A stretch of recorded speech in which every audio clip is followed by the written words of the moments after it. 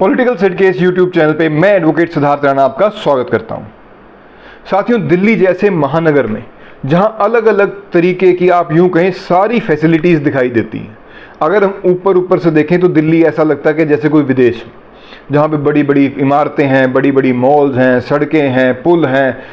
मतलब दुनिया की कोई भी ऐसी चीज़ नहीं जो दिल्ली में शायद मिलती नहीं होगी। भारत की राजधानी दिल्ली, भारत का दिल दिल्ली।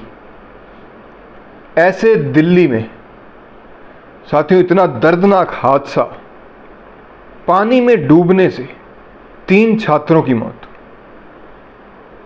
ये कोई ऐसे व्यक्तियों की, ऐसे बच्चों की मौत नहीं हुई जो किसी नाले के या नदी के किनारे पे सेल्फी ले रहे थे और पानी में गिर गए और बह के मर गए, या कहीं नाली में किसी नहर में नहाने के लिए उतरे थे वहां मर गए। नहीं, ये वो छात्र हैं जो अपने पढ़ाई कर रहे थे, पढ़ाई भी सिविल सर्विसेज की, दिल्ली के बीच में बैठ के मेहनत से। इन छात्रों की क्या गलती थी? ये अपना भविष्य बनाने के लिए, देश की सेवा करने के लिए सिविल सर्विसेज में भर्ती होना चाहते, और उसकी पढ़ाई जो है अपना पूरा जोर लगा के, चाहे फाइनेंशियल जोर हो, चाहे फिजिकल जोर हो, अपने घरों से दूर रहकर किस प्रकार से छात्र दिल्ली आते हैं, वहाँ पे कैसी कैसी परिस्थिति में रहते हैं, और उसके बाद ये पढ़ाई करते हैं एक अच्छा भविष्य देखने के लिए। लेकिन बदले में इनको क्या मिला? मौत। वो भी बहुत भयानक मौत, एक ऐसी मौत जो शायद कोई सोच भी नहीं सकता। जिस कमरे में ये कितने समय से पढ़ रहे होंगे, उस कमरे में पानी भर जाने से मौत। जिस दिल्ली में अभी कुछ दिन पहले पानी की बूंद बूंद के लिए लोग तरस रहे थे, दोस्तों सोचने की बात है, जहां पानी की बूंद बूंद के लिए लोग तरसे, उस दिल्ली में पानी भर जाने से 3 छात्रों की मौत हो गई। दर्दनाक मौत। अब मौत हुई तो सारा प्रशासन, सारी सरकार जाग गई, हिल गई। जितने वहां के दूसरे कोचिंग सेंटर थे, ताबड़तोड़ एक्शन होना शुरू हो गया। किसी को लॉक किया जा रहा है, किसी को सील किया जा रहा है, किसी की बेसमेंट में कुछ हो रहा है। मतलब अलग अलग प्रकार के कोई अधिकारी सस्पेंड किए जा रहे हैं। अलग अलग प्रकार के एक्शन लेने के लिए सरकारें पूरा अपना ये दिखाने लगी, भाई हम बहुत काम कर रहे हैं।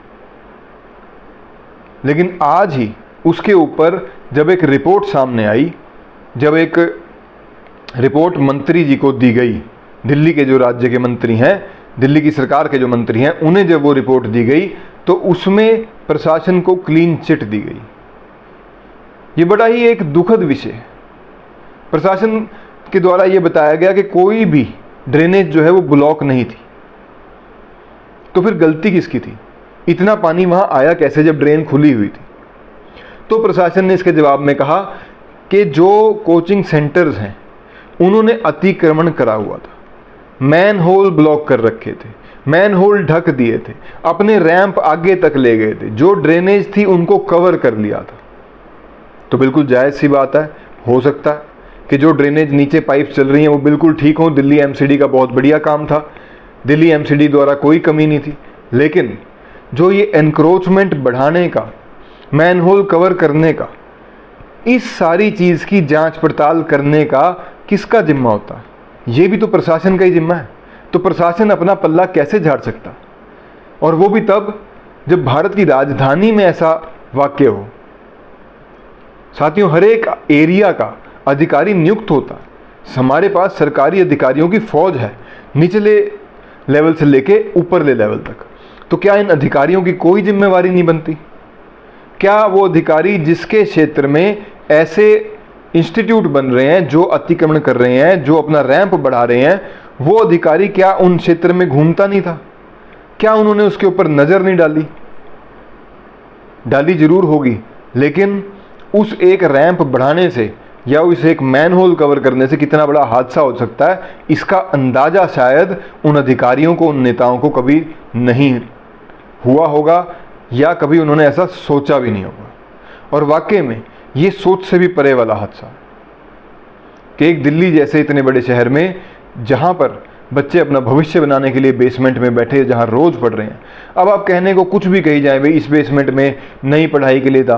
बेसमेंट थी, चाहे वो पढ़ाई के लिए थी, चाहे वो सामान रखने के लिए थी, लेकिन बेसमेंट में पानी आना यही अपने आप में बहुत बड़ी शर्मिंदगी से भरी हुई चीज़ है कि इतना पानी किस प्रकार से बेसमेंट में घुसा। तो मैं किसी के ऊपर कोई इल्ज़ाम नहीं लगा रहा कि इस राज्य सरकार ने अच्छा नहीं करा, इस सेंट्रल गवर्नमेंट ने अच्छा नहीं करा। मैं हृदय से बहुत दुखी हूँ कि जो हमारा प्रशासन है, इतना बड़ा हमारे पास तंत्र होने के बावजूद भी अगर ऐसी छोटी छोटी चीज़ों को इग्नोर करा जाएगा तो ऐसे बड़े बड़े हादसे बाहें फैला के खड़े हैं। तो साथियों, इस वीडियो में इतना ही। वीडियो आपको कैसा लगा कमेंट बॉक्स में ज़रूर बताइएगा। जो मेरे साथी मेरे भाई नए हैं, आपसे हाथ जोड़ के निवेदन है, चैनल को शेयर करें, सब्सक्राइब करें, लाइक करें। आपका बहुत बहुत धन्यवाद।